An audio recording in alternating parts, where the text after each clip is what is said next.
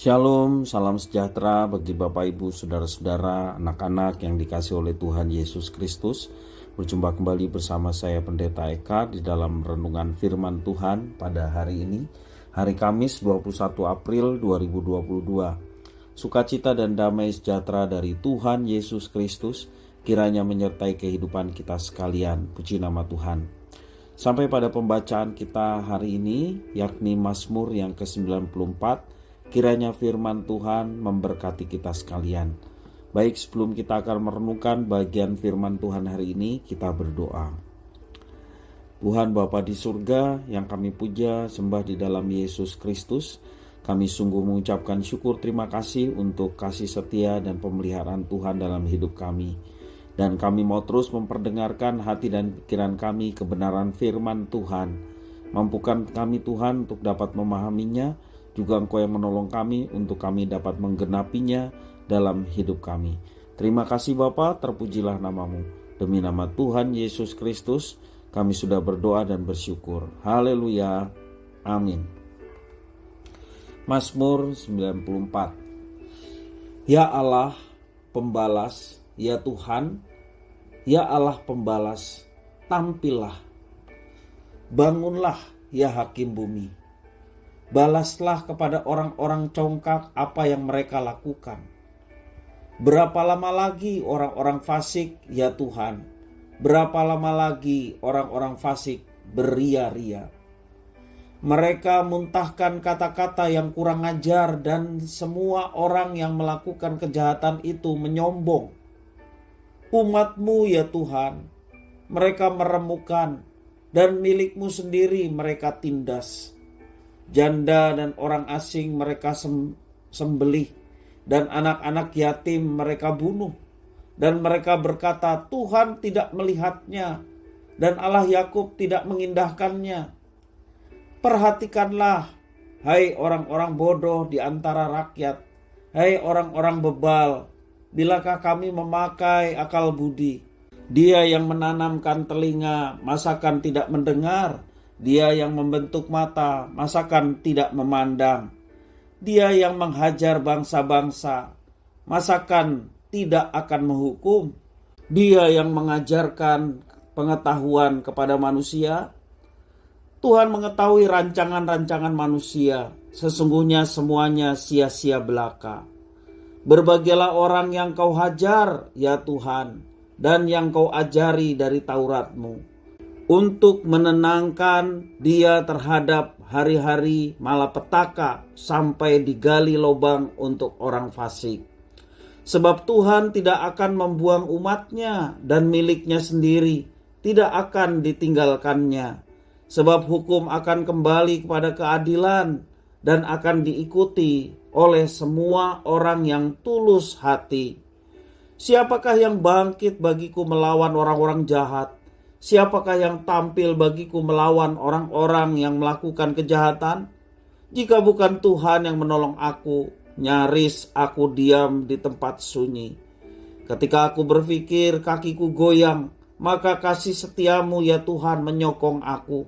Apabila bertambah banyak pikiran dalam batinku, penghiburanmu menyenangkan jiwaku. Masakan bersekutu dengan Engkau tahta kebusukan, yang merancangkan bencana berdasarkan ketetapan? Mereka bersekongkol melawan jiwa orang benar dan menyatakan fasik darah orang yang tidak bersalah. Tetapi Tuhan adalah kota bentengku dan Allahku adalah gunung batu perlindunganku. Ia akan membalas kepada mereka perbuatan jahat mereka, dan karena kejahatan mereka Ia akan membinasakan mereka. Tuhan Allah kita akan membinasakan mereka. Bapak Ibu, saudara-saudara yang dikasihi oleh Tuhan Yesus Kristus, saat seorang mahasiswa lulus kuliah, biasanya seseorang bisa berkata kepadanya, akhirnya sebuah rencana Tuhan digenapi dalam hidupmu.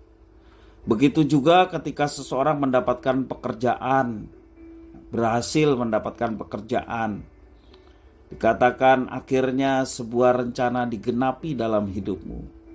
Ada juga yang menikah atau mempunyai anak, yang sekian lama ditunggu-tunggu, atau berhasil mencetak atau mencapai hal tertentu yang oleh masyarakat pada umumnya identik dengan keberhasilan. Kita berkata akhirnya sebuah rencana Tuhan digenapi dalam hidupmu.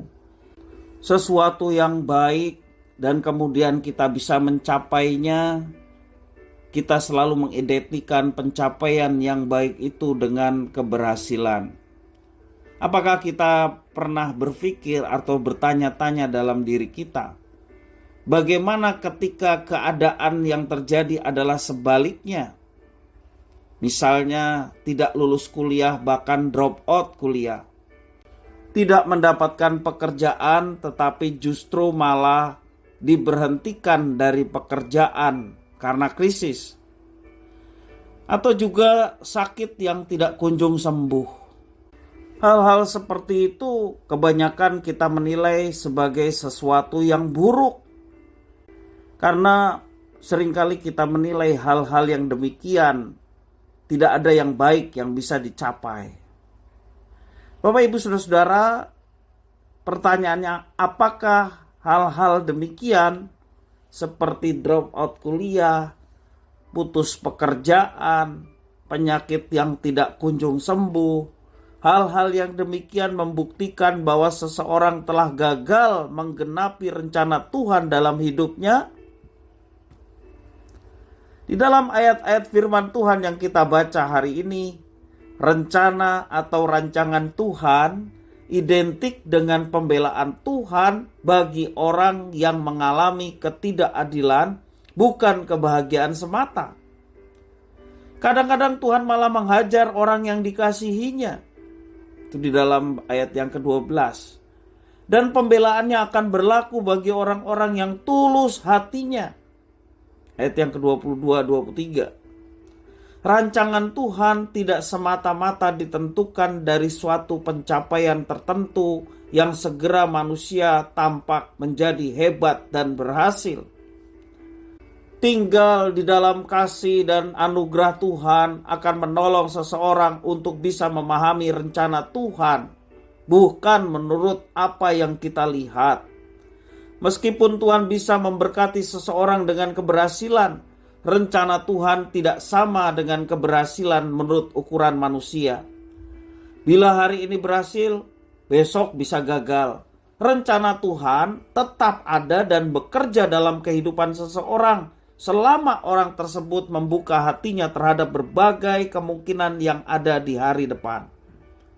Keberhasilan bukanlah final. Demikian juga kegagalan bukanlah suatu yang fatal. Saat kita berhasil, tetaplah kita rendah hati dan bersyukur atas semua yang kita capai, sebab semua itu berkat dan anugerah Tuhan. Sebaliknya, ketika kita mengalami kegagalan atau yang menurut manusia itu suatu keburukan, percayalah bahwa Allah bekerja untuk mendatangkan yang baik bagi kita. Segera bangkit lagi, segera berjuang lagi. Ingat, Tuhan menyatakan kasih sayang kepada mereka yang tulus hatinya, kepada mereka yang bersandar dan berharap kepada Tuhan saja. Maka Tuhan yang penuh kasih sayang, Dia akan memberikan pertolongan pada saat kita mengalami hal yang demikian. Jadi Bapak, Ibu, Saudara-saudara, anak-anak yang dikasihi oleh Tuhan, mari kita tetap tulus hati di hadapan Tuhan. Dalam situasi kondisi apapun yang sedang kita alami, kita mesti meyakini bahwa ada rencana Tuhan di balik setiap hal yang kita alami. Dan percayalah, Tuhan itu baik, demikian juga rancangannya adalah yang baik buat kita. Saat gagal, sulit mengatakan Tuhan itu baik, namun iman meyakini bahwa kebaikannya ada dalam segala situasi. Kiranya firman Tuhan memberkati kita sekalian. Tuhan Bapa di surga, kami mengucapkan syukur atas firman-Mu. Mampukan kami boleh melihat kebaikan Tuhan di tengah kegagalan, di tengah situasi yang seringkali secara manusia kami tidak harapkan. Tetapi dengan iman kami boleh melihat bahwa ada kebaikan dalam segala situasi yang kami alami, dan pada akhirnya Tuhan akan menyatakan yang baik itu dalam hidup kami. Terima kasih ya Tuhan atas firman-Mu, mampukan kami untuk menjalaninya dan terus berjalan bersama dengan Engkau, sehingga hidup kami boleh terus mengalami sukacita, damai sejahtera dan ketenangan, dan Tuhan dimuliakan dalam setiap langkah kehidupan kami. Terima kasih Bapa, demi nama Tuhan Yesus Kristus kami berdoa. Haleluya. Amin.